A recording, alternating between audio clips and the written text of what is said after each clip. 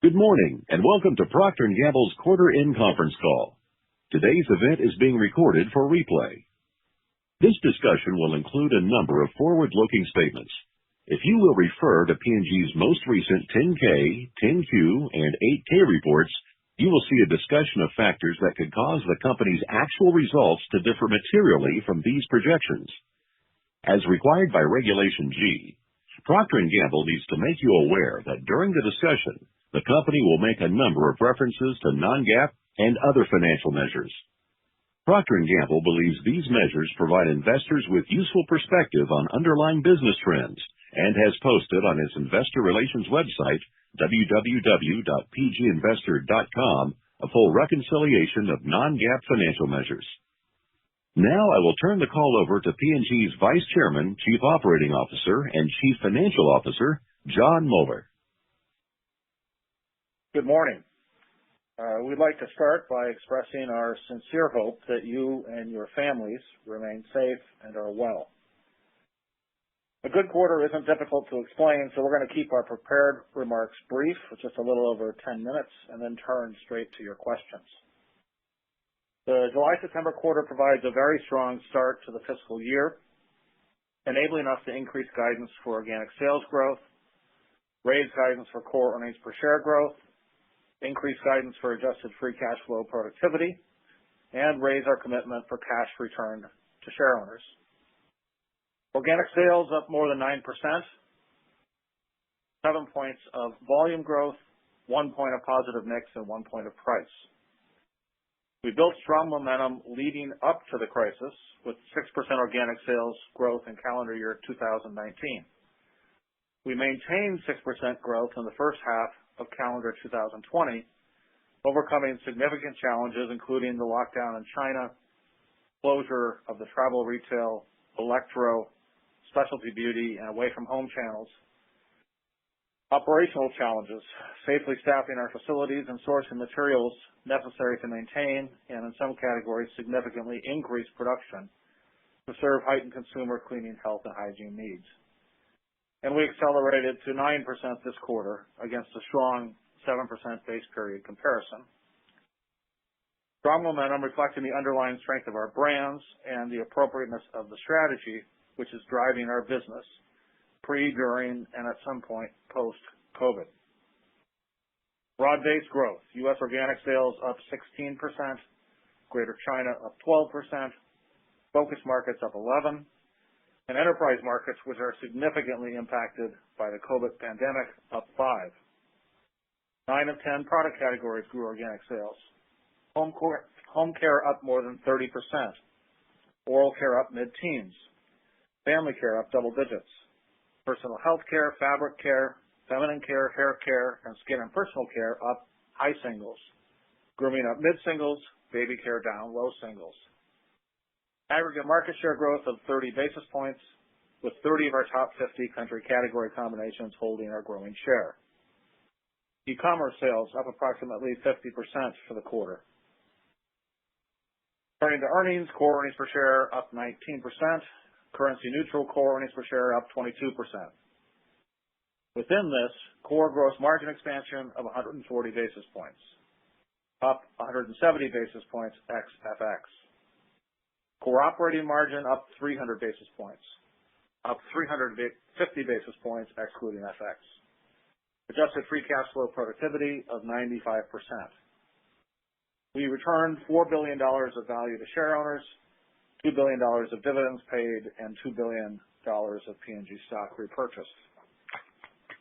In summary, a very strong start to the fiscal year, strong volume, sales, and market share trends, strong operating earnings, margins advancing, strong core earnings per share growth.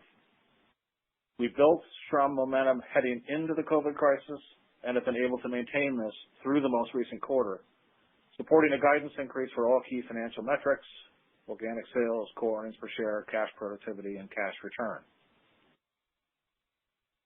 As we outlined each of the last 2 quarters, we've established 3 priorities that have been guiding our actions and our choices in this crisis period.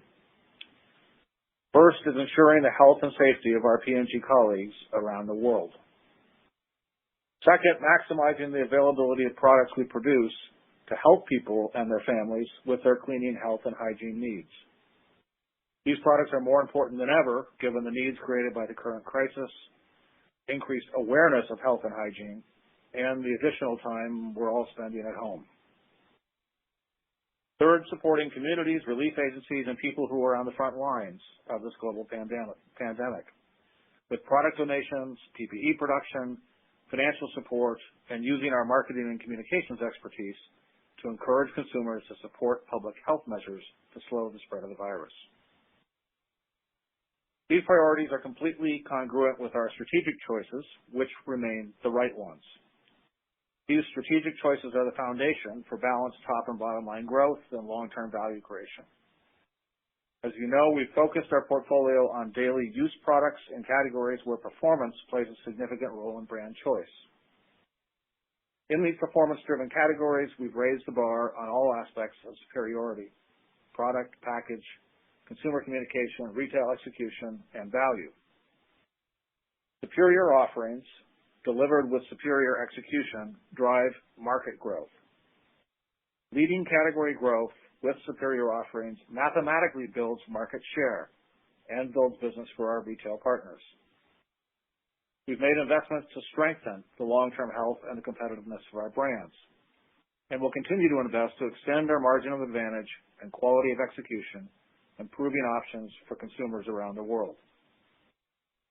The strategic need for this investment, the short-term need to manage through this crisis, and the ongoing need to drive balanced top and bottom line growth, including margin expansion, underscore the importance of ongoing productivity. We're driving cost savings and cash productivity in all facets of our business, up and down the income statement and across the balance sheet. Next, success in our highly competitive industry requires agility that comes with a mindset of constructive disruption, a willingness to change, adapt, and create new trends and technologies that will shape our industry for the future. In our current environment, that agility and constructive disruption mindset are even more important.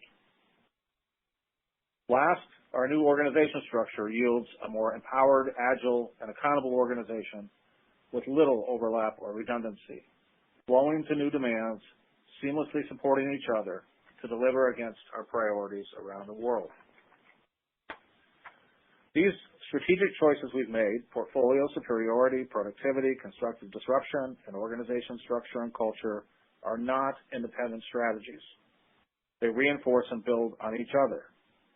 When executed well, they grow markets, which in turn grow share, sales, and profit. We believe our strategies, the success we've had behind them, and an increased societal focus on health, hygiene, and a clean home all bode well for the future.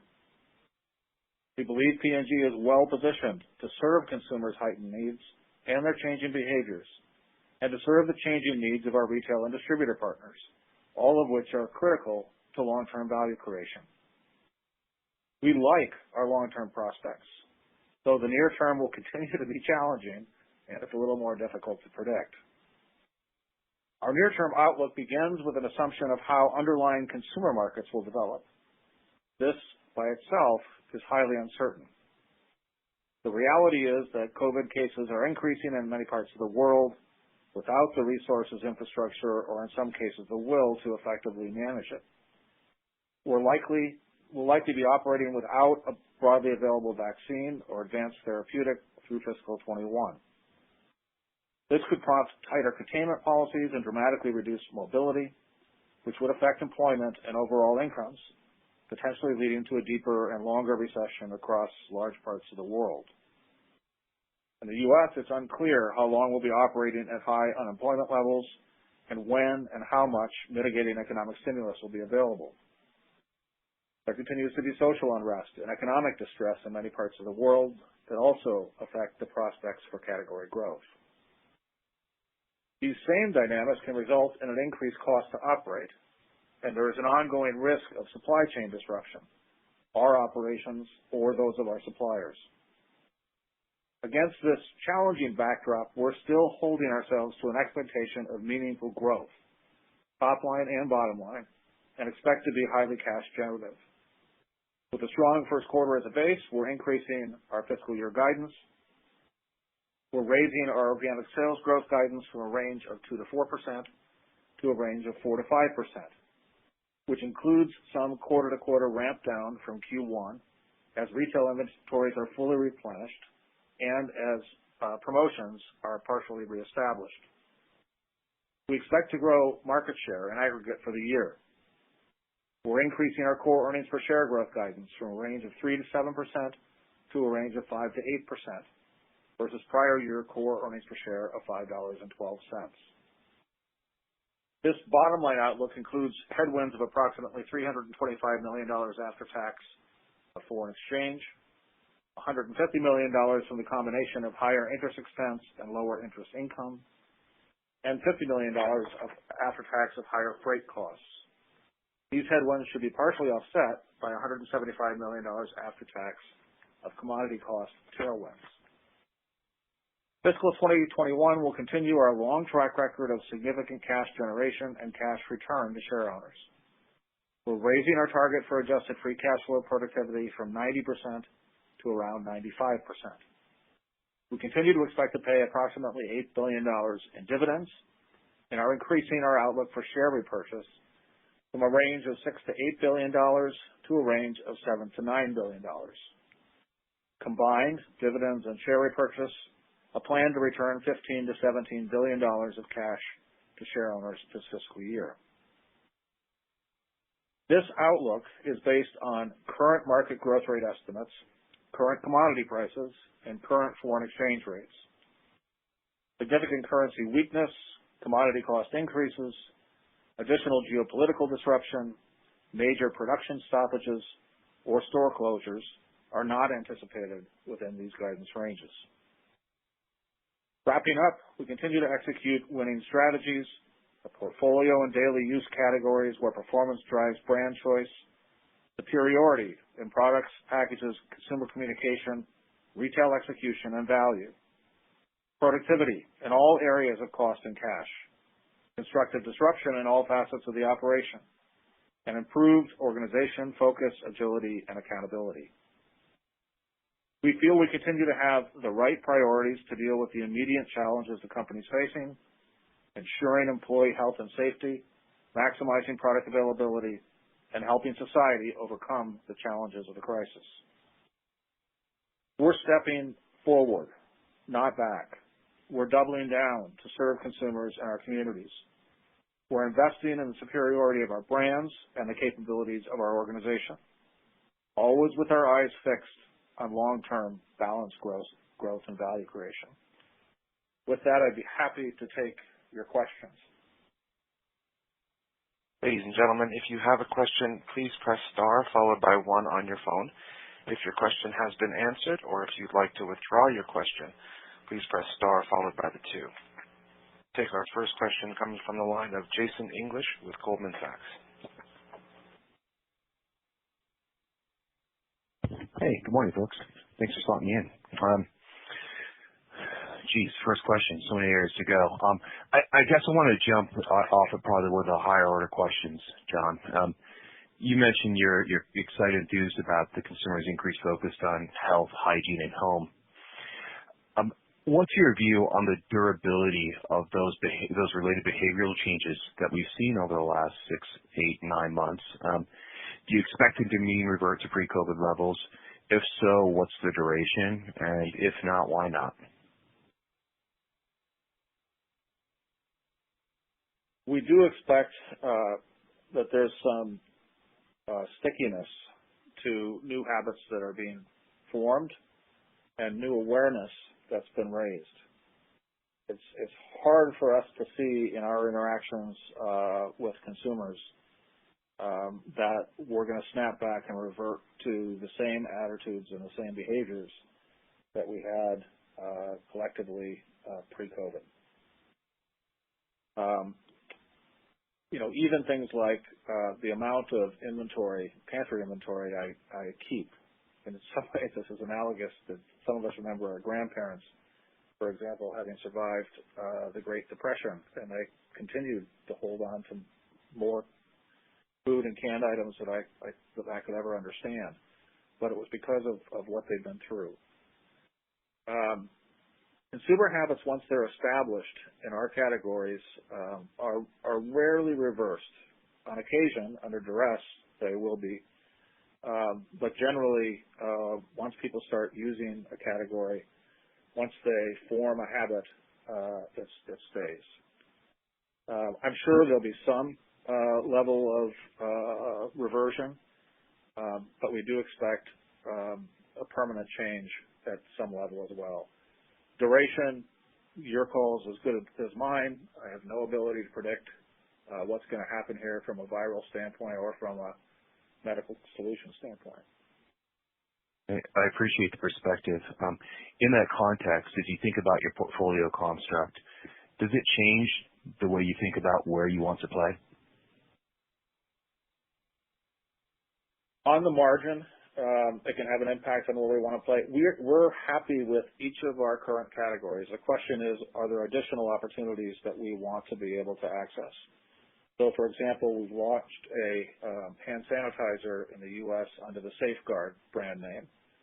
You're aware of the Microban 24 surface disinfectant, which we're working hard to increase capacity on so we can meet very high demands for that product.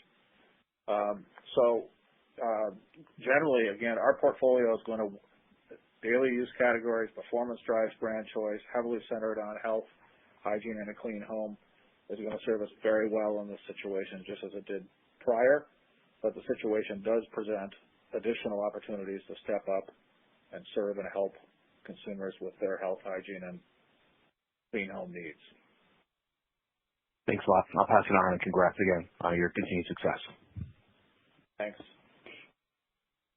All right, your next question comes from the line of Rob Ottenstein with Evercore. Great. Thank you very much, and congratulations on a terrific quarter. So 7% volume growth, 1% price, 1% mix, very, very balanced. Kind of a two-part question. How are you thinking about market share? How much of a priority is that in this environment? And kind of then looking at e-commerce, we've done a lot of work on the U.S. e-commerce business and did a deep dive on that using numerator data. And what came out of that was a little mix. Certain categories doing extremely well, like Crest, just killing it in e-commerce. But based on the numbers and data we saw, diapers, bath tissue, paper towels appear to be losing share in e-commerce. So love to kind of get a sense of how you're thinking about market share, and then particularly market share in e-commerce, and whether in terms of e-commerce, whether you are hitting kind of the notes of superiority that you're looking for with the rest of your business. Thank you. Thanks, Robert. I want to start in a slightly different place, but I'm going to bring it right around to the core of your question, so be patient with me. We are maniacally focused on increasing and leading market growth. And when we do that with superior products, continuously increasing our margin of advantage, meeting additional needs, solving tension points across the portfolio. When we disproportionately are able to drive market growth, mathematically, we build share. And that share growth is much more sustainable, achieved that way, and is generally much more profitable than if we were sourcing market share by taking business from other companies. So we'd rather create than take, and in the process, more sustainably build market share, which is very important, as well as sales and profit. In terms of e-commerce, it's a very competitive marketplace, just like other channels that we compete in. So there are always ups and downs across categories. But we find that the same general strategy that I articulated in our prepared remarks and that I just described parts of it and what I just provided is highly relevant in e-commerce, just like it is in brick and mortar. And we don't see a lot of, there's some, but we don't see a ton of differentiation between our ability to succeed in an e-commerce format and a offline format when we execute our strategies and when our products in categories of performance drives brand choice are truly superior. So that's our focus.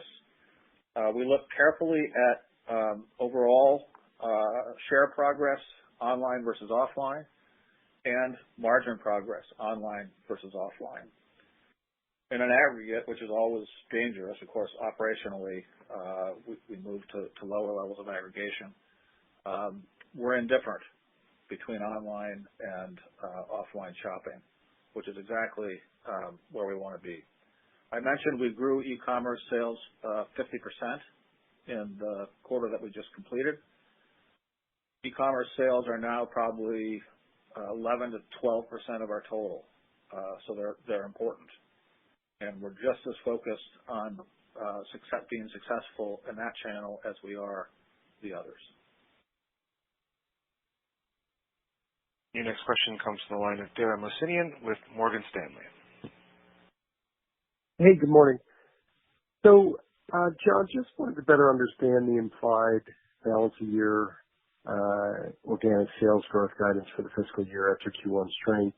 It's only about 3% at the midpoint of your full-year range versus 9% this quarter. Doesn't seem to have really moved up the Q2 through Q4 implied forecast despite the Q1 upside. So just trying to understand, is that more just related to an uncertain environment here post-COVID? Are there other specific factors driving that forward sequential caution? You had mentioned a couple in your prepared remarks, so a bit more detail would be helpful there. And just on promotion, given that did come up in your prepared remarks, is the U.S. promotional environment, is that returning to more of a normalized level? And how do you think about calendar 2021 versus 2020 on that front, just given it was in a normally depressed promotional base? Thanks. No surprise to you or anyone on this call, we continue to operate in a highly uncertain environment with many more drivers of that uncertainty than we're historically accustomed to. And that certainly helps frame guidance, if not guidance ranges. Second, we've got a long way to go. So we're through one quarter. We've got 3 more quarters to execute on in this very dynamic environment. Third, market growth, which is where we start in our outlook process, looks to be kind of 2 to 4% on a normalized basis. That's global. And so 4 to 5 as our new fiscal year guidance range is consistent with our desire to build market share, but I think realistic in its approach. Also, the quarter we just completed has 2 elements, and you mentioned one of them, that will drive a higher top line result. The first is there was inventory replenishment to the trade during the quarter. That was probably worth a point or 2. And you mentioned as well lower levels of promotion. We still have categories where we have replenishment work to do, so some of that benefit will carry forward into subsequent quarters, but many of our categories are now replenished. And from a promotion standpoint, we've returned to somewhat normal levels of promotion in most categories in the U.S., except those where we still have work to catch up on replenishment, where demand exceeds our current ability to supply. And that would be our home care business, our tissue towel business and parts of our healthcare business. We do expect some normalization of promotion rates in the back half of the year. So as we get into 2021, exactly what the cadence is of that and exactly what level things return to is not entirely clear. We're going to continue where we have the opportunity to prioritize spend on innovation and equity. There's nothing proprietary in promotion, but we will be competitive from a promotion standpoint. I know that answer lacks the specificity you're looking for. The best I can do with the current state of knowledge and the current state of volatility. I think, Dara, the question behind the question is there a possible upside to the guidance range? I think the answer is yes. But I would also hasten to add that there's also downside. There's just a lot of moving pieces right now. All right, your next question comes from the line of Lauren Lieberman with Barclays. Thanks. Good morning. I wanted to ask a little bit about fields of play. As you've mentioned, kind of new opportunities out there. In the release, also had specifically mentioned the Safeguard launch. I was curious though also about the personal healthcare business, because that's another area where, just like home care, you've been investing and sort of building up a greater presence pre-COVID. And it would seem that this new environment would also open up some, interesting incremental opportunities in personal healthcare. So could you just talk a little bit about that business, kind of where, if you are spending differently, focusing on new areas, what the more international footprint of that business opens up for you versus where you were several years ago? I think that could be really helpful. Thanks. Sure, Lauren. Personal healthcare is a very attractive field of play, to use your description. It's one that you're right, we've been investing behind. We purchased the German Merck OTC portfolio, which we're still in the middle of integrating, but very successfully. Our top line growth on that business and our heritage P&G personal healthcare business outside the United States, to your question of international, is growing at growth rates, very attractive growth rates, high singles, double digits in some cases, ahead of the plan when we purchased those assets. And the good news is cost synergies are also coming in nicely. So that does give us confidence to continue looking for smart ideas to expand the current portfolio and to look for additional opportunities to create value with. And we'll be doing that. The German Merck OTC assets gave us about $1 billion sales international business, again, combined with things like Vicks, the heritage P&G portfolio. So we now have a meaningful presence in many parts of the world that puts us, and we've secured capabilities that put us in a position to drive this business and do it profitably. And that will be one of our focus areas going forward, though I don't want to overemphasize that opportunity. We have, as you know, spent a lot of time and a lot of effort to land in the 10 categories that we've landed in, and our intention is to grow and to win and to seize opportunities and to do it profitably in each of them. But clearly, we see those same opportunities in the over-the-counter medicines business. Your next question comes from the line of Steve Powers with Deutsche Bank.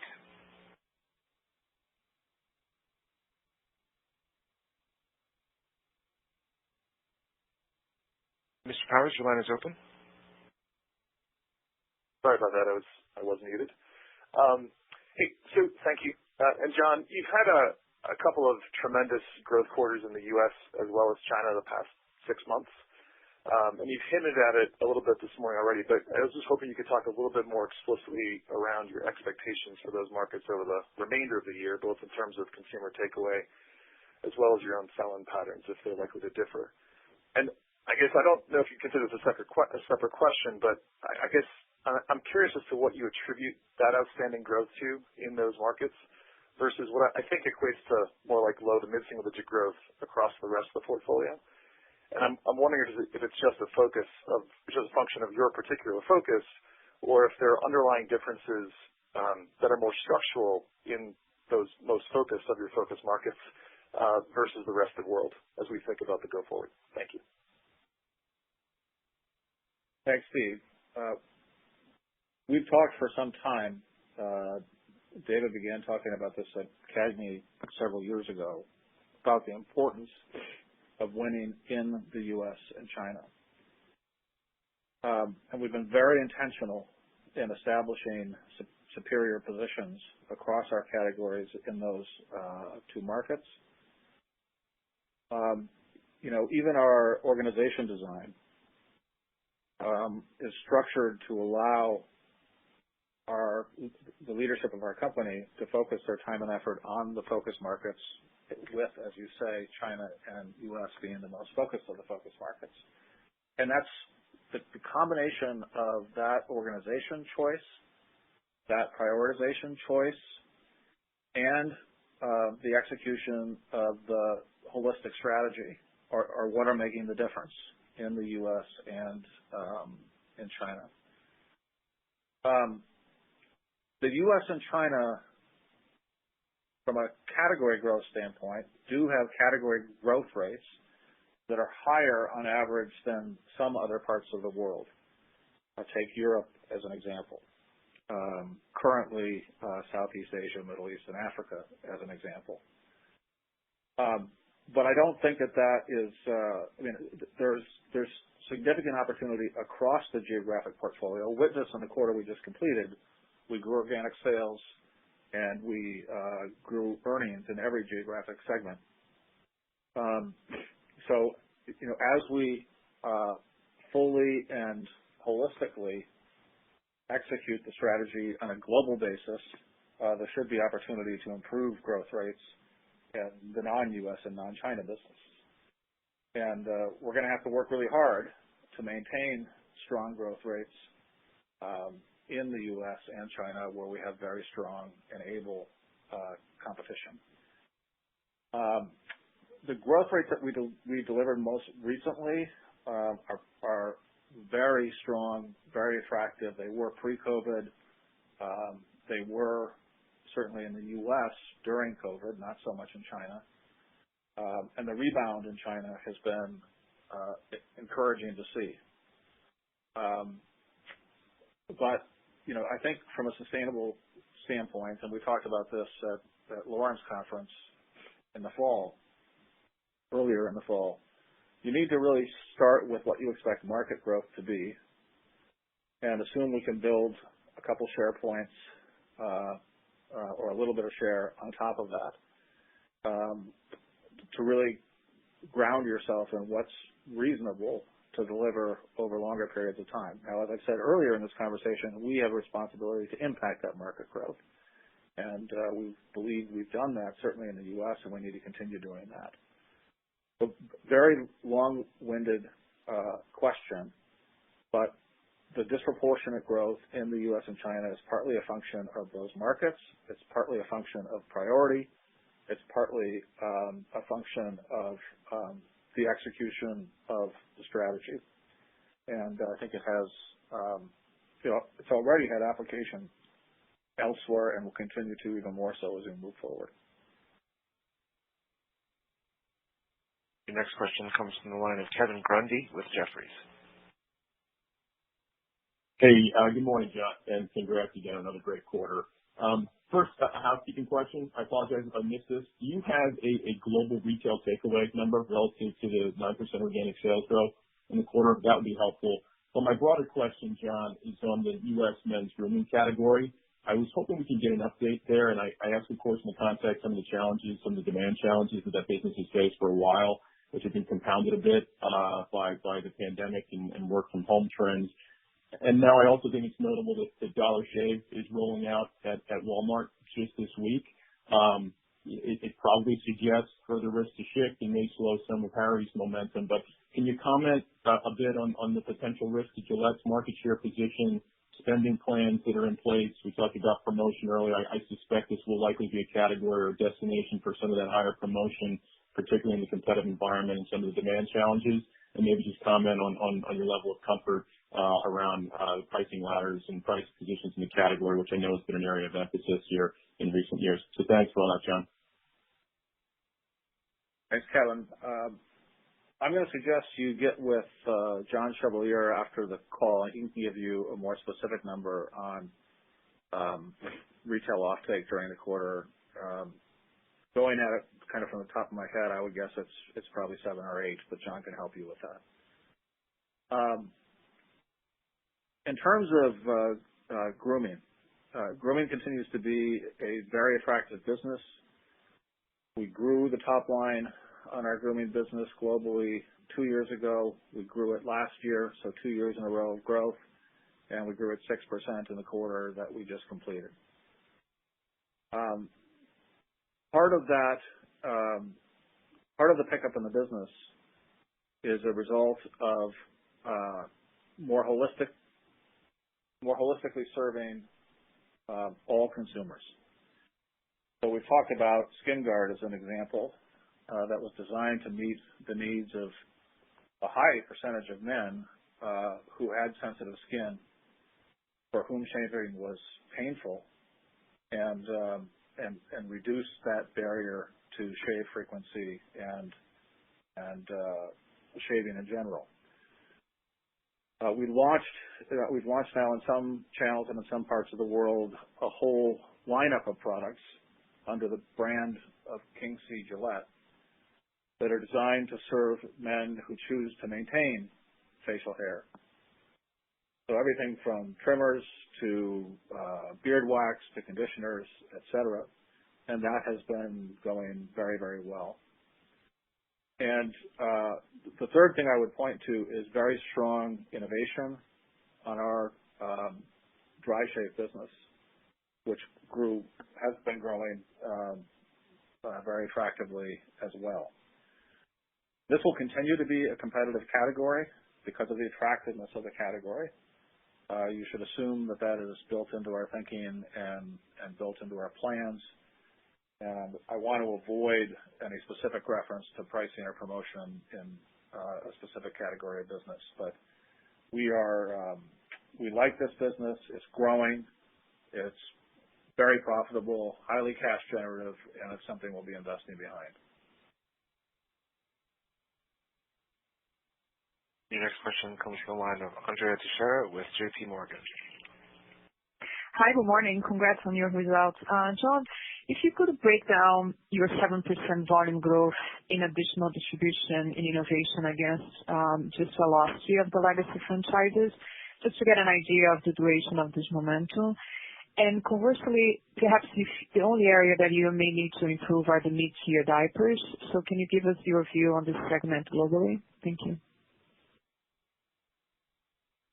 I really don't know how to break volume down with any confidence along the lines that you're requesting, so I apologize for that. We have some great positions in diapers around the world, particularly in the pant style form, where we're market leaders, and that is the fastest growing segment of the diaper market on a global basis. We're also doing very well in the premium portion of the business. As you rightly point out, we have not been superior in the middle of the market, what we call mainline. And we have, as you would expect, been working hard on that and have innovation coming to market across the world, beginning this quarter and next, and carrying on through 2021, which we expect to address that situation.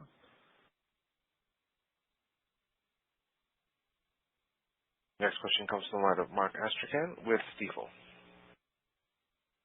Yeah, thanks, and good morning, everyone. John, I wanted to go back to e-commerce. So 11-12% of sales. I'm guessing that's somewhere kind of double where it was pre-COVID. So maybe touch on how much of that increase is sustainable, meaning how much of those consumers are going to continue to purchase in that medium, and what drives the adoption of those consumers to maintain that presence on a go-forward basis, and things that you've seen, maybe all have done our own work and kind of see that will continue. I'm curious how you all are thinking about it. And sort of related to that, and under any circumstances, would you pursue more DTC, things like SK2, even broadly? Anything that would be helpful? Thanks. We want to serve consumers in a superior fashion wherever they choose to shop. And that's really our focus.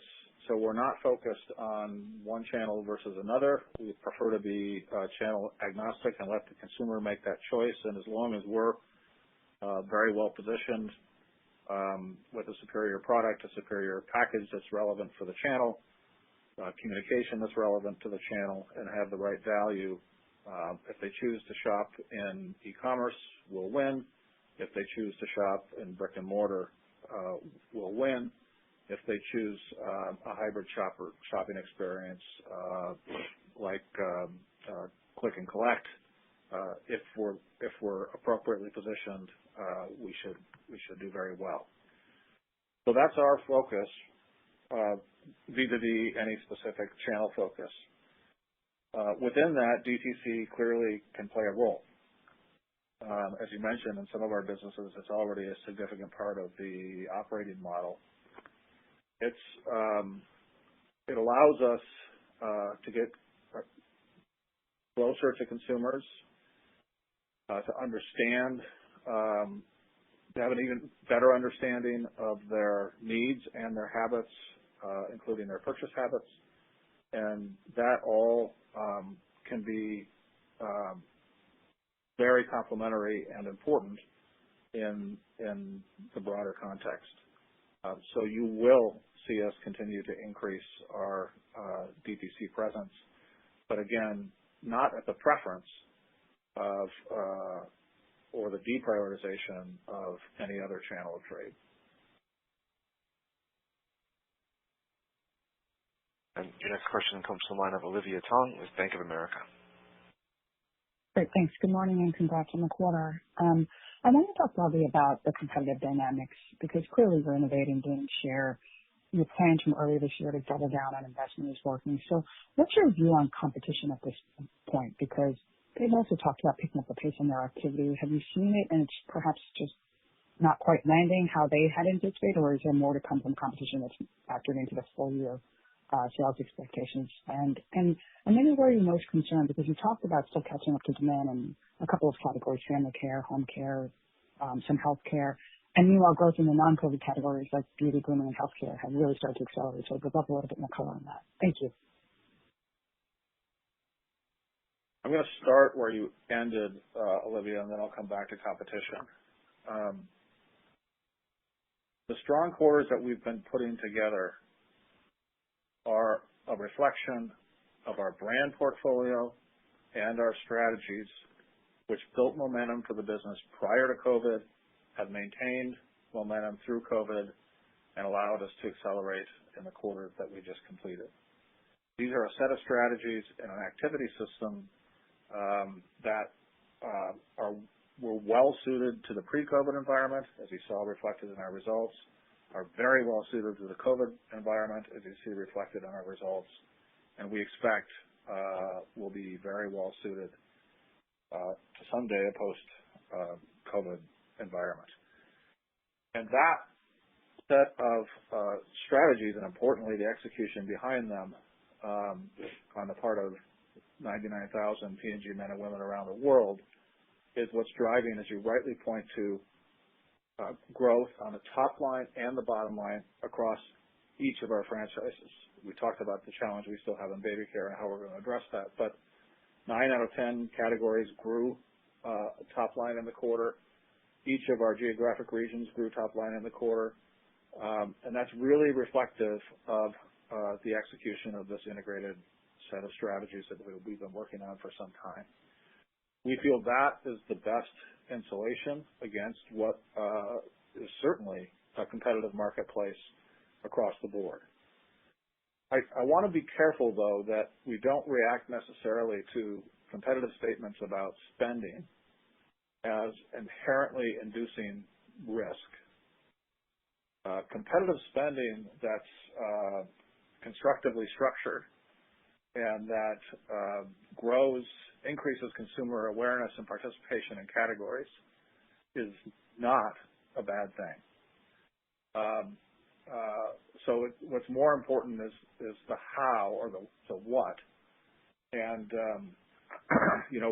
we're early in the execution of some of those competitive agendas, and we'll see. But I know for sure that our best chance of continuing our momentum and doing it profitably is to continue to execute the strategy that's been working for us so well.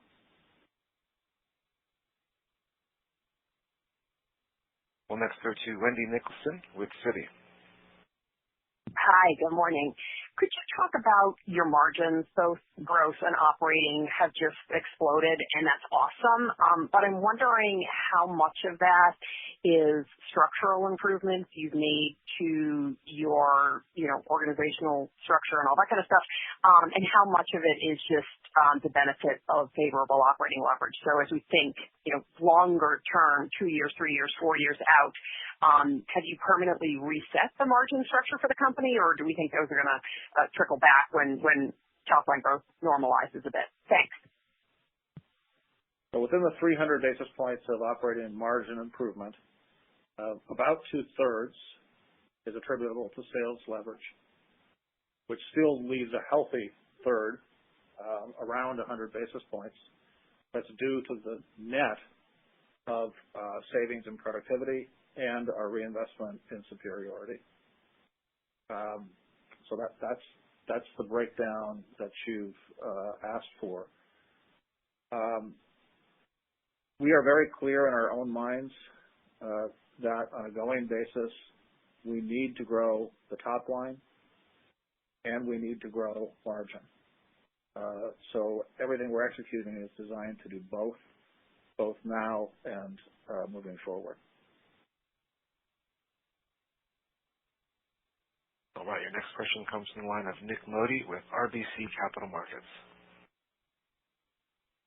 Yeah, good morning, everyone. John, I was wondering if you could just spitball on your thoughts on the economy.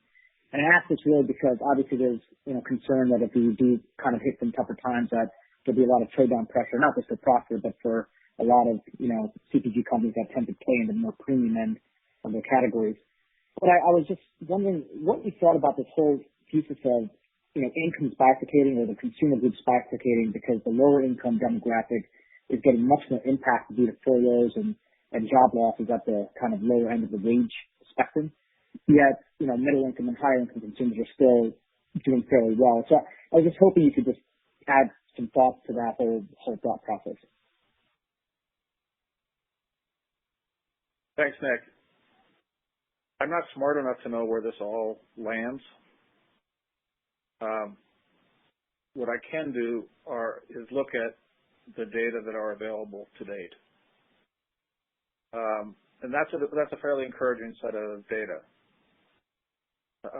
If we look at private label shares as a proxy for trade down, U.S. private label shares in the last 3-month period are down the full point, which is an acceleration in the decline versus the prior 3-month period. And the same dynamic generally holds true in Europe. There's just a heightened need for products that deliver against health, hygiene, and clean home concerns, and a willingness to spend just a little bit more to ensure that I'm using a product that I know and trust and believe will work for me and for my family.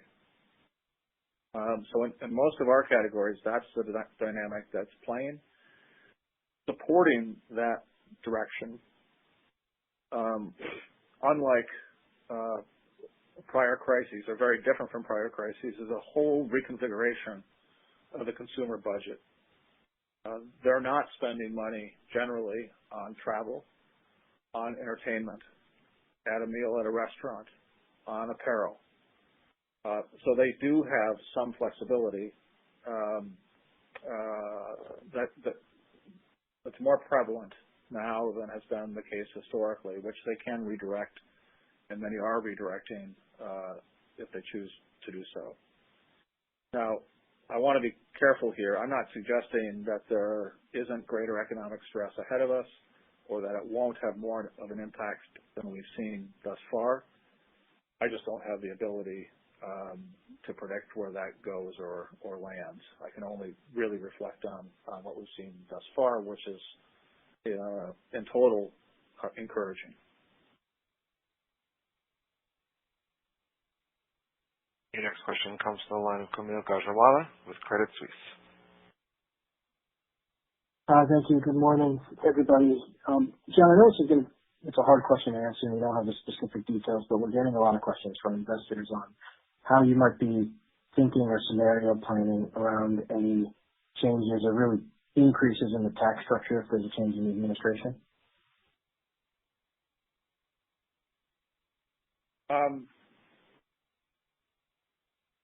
First of all, any meaningful change in the tax structure at the corporate level, in all probability, requires a change in the executive branch and in control of the Senate. So that's the first handicapping that anybody has to do in order to understand whether there's likely to be change. The second point I would make is there's a lot of conversation and rhetoric at the surface of this issue. But if we go back to, why did so many of us push so hard for so long on corporate tax reform? And again, I'm dealing with the corporate piece of this. And why was it eventually enacted?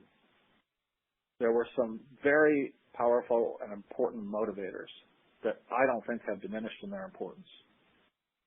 The first was we wanted American companies to be fully competitive in non-American markets, which would give American companies every opportunity to attract capital, to grow, to create jobs, to increase America's standard of living. The second motivation was to prevent capital flight, to make it attractive to be domiciled and headquartered here in America as opposed to moving operations to other parts of the world. And the third, which is closely related to the second, is we wanted to incent capital formation onshore versus offshore. Those are very strong motivators and very important dynamics that I don't think anyone's going to casually walk past. So I just offer that in terms of the amount of thought, deliberation, and consideration that I expect will go into any recommended change that to date collectively hasn't been applied most recently to this question. So I'm stopping short of any specific answer on the numerics. It's going to be highly dependent on the details of what if anything happens, and that answer is going to be driven by, I think, a lot more reflection on the three questions that I just mentioned, as well as some others. Your next question comes from the line of Bill Chappell with Truist Securities. Thanks. Good morning. Hey, two quick ones. One, John, just remind us how big dry shave is of total shave. I was a little surprised that it could offset the whole business, and even with 30% growth. And then on the commodity front, can you maybe talk a little bit about what's changed and what you see on the horizon, just since you gave guidance, I guess 2.5 months ago, to have a little more of a headwind? Thanks. I understand the question on the breakdown of dry versus wet shave. I don't have the data, but if you call John, he can certainly get that for you. The commodity environment, in my way of thinking, hasn't changed dramatically since we provided guidance for the year. There's been an increase in pulp, as an example, an increase in some of the other items we purchased, but overall, it's a relatively, on a historical basis, benign environment at the moment. Oil in the petro complex is generally somewhat range bound. I'll leave it there. We'll take our next question from John Anderson with William Blair. Thanks. Good morning. I have two quick questions on mix. First one being, if you could describe the impact of mix on the P&L, whereby it adds to sales, organic sales growth, but detracts from gross margin in the quarter. And the second question is, the mix benefit you experienced in the quarter on the top line looks to be driven, essentially by fabric and home care, and to a lesser extent, healthcare. The balance of the divisions neutral. What's happening within those segments that's driving favorable mix? Thank you.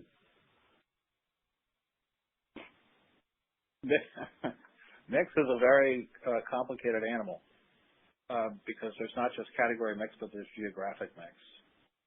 And so, for example, when the U.S. grows faster than almost any other market, both with its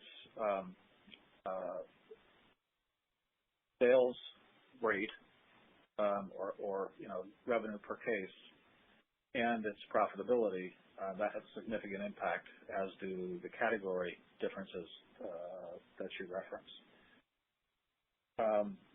To get to the conundrum of gross margin going one way as relates to mix and P&L going another way, I've talked about this quite a bit, and it's a reason that I really don't. I'm not focused on margins. We're not focused on margins. I don't want that to scare anybody, because I didn't say we weren't focused on profit and cash. But margins are an interesting animal. I can't put margins in a bank. I can't return margins to share owners. I can't really invest margins in innovation.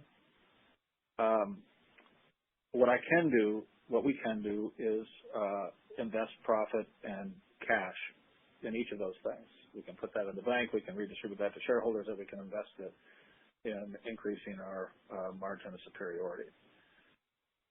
We have many of our premium offerings carry a lower gross margin but a higher penny profit. Laundry unit dose is an example of that dynamic.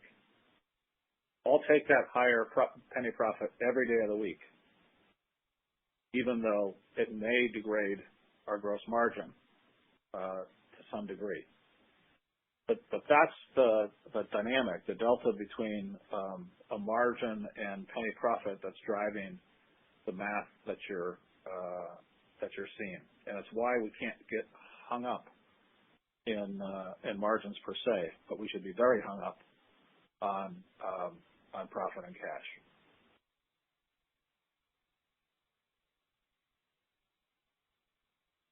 And ladies and gentlemen, that concludes today's conference. Thank you for your participation. You may now disconnect. Have a great day.